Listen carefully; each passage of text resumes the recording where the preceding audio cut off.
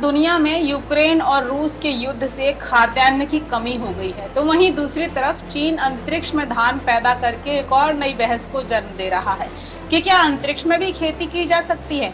वैसे ये चाइना ने पहली बार नहीं किया है, वो पहले भी स्पेस में पौधों के बीजों के साथ एक्सपेरिमेंट्स कर चुका है। पिछले साल जुलाई महीने में चीन के वैज्ञानिकों ने स्पेस से लाए गए बीजों से चावल की पहली खेप की कटाई की थी। इसके साथ ही चांगए 5 मिशन में जाने वाले वैज्ञानिकों के साथ लगभग 40 ग्राम के दाने या फिर कहें बीज भी स्पेस में भेजे गए थे, जिसकी खेती बाद में यहाँ धरती पर की गई। दरअसल अंतरिक्ष में भेजे गए बीज माइक्रोग्रेविटी में रहते हैं। वहाँ उन बीजों को कॉस्मिक किरणों का सामना करना पड़ता है, जिससे पौधे बहुत ज्यादा और जल्दी विकसित होने लगते हैं।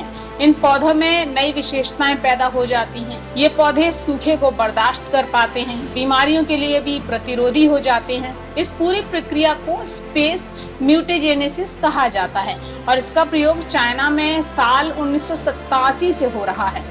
इस तकनीक का प्रयोग करने वाला चीन दुनिया का इकलौता देश है। वो कई बार ऐसा कर चुका है। दर्जनों बार फसल के बीजों को चीन ऑर्बिट में ले जाता रहा है। वहाँ के वैज्ञानिकों ने 1990 में भी पहली अंतरिक्ष नस्ल की फसल यूजियो 1 नामक मीठी मिर्च की किस्म उगाई थी। 2006 में भी चाइना ने सबसे बड़ी खेप 250 किलोग्राम से ज्यादा बीज और सूक्ष्म जीवों की 152 प्रजातियों को सीजियान 8 उपग्रह के माध्यम से ऑर्बिट में भेजा था। इसके बाद 2020 के नवंबर महीने में भी चीन ने चांगए 5 मिशन को चांद पर भेजा था। इसके साथ ही लैब में चावल के बीजों की एक खेप भी भेजी थी। वहां की मीडिया के मुताबिक उन चावल के बीजों से धरती पर भी फसलें उगाई गई थी। और अब फिर से इसी दिशा में आगे बढ़ते हुए चाइना के स्पेस यात्रियों ने धान यानी चावल के दानों का पौधा स्पेस में लगाया है। साथ ही हरी सब्जियों पर भी एक्सपेरिमेंट किया गया है। एस्ट्रोनॉट्स ने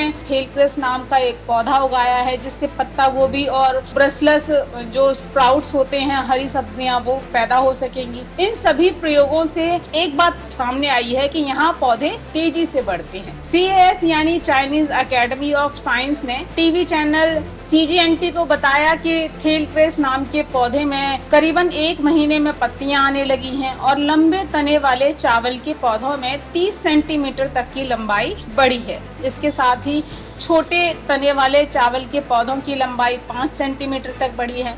चीनी वैज्ञानिकों के मुताबिक चीन के तियानगोंग अंतरिक्ष स्टेशन में बनी जीरो ग्रेविटी की लैब में किए गए प्रयोग ज्यादा सफल हुए हैं। पौधों के इस प्रयोग से चाइना स्पेस में स्थित शेनजोउ 14 क्रू स्पेस में चावल के पौधे के जीवन चक्र का अध्ययन करना उसका मकसद है। वे लोग जानना चाहते हैं कि क्या अंतरिक्ष का वातावरण पौधों की गुणवत्ता को बेहतर बनाने के लिए सक्षम है या नहीं। CAS Chinese academy of science के वैज्ञानिकों के मुताबिक अंतरिक्ष में उगाए गए इन पौधों को पूरी तरह से बढ़ने में समय लगेगा, इसलिए साल के अंत में यानी दिसंबर तक इन्हें धरती पर लाया जाएगा और फिर इन पौधों को धरती पर लगाए गए चावल के पौधों से यानी धान के पौधों से मिलाकर देखा जाएगा। तो देखते हैं चाइना का ये स्पेस फार्मिंग का एक्सपेरिमेंट कितना कारगर साबित होता है। वैसे ये तकनीक सोवियत और अमेरिका के वैज्ञानिक भी अपना चुके हैं।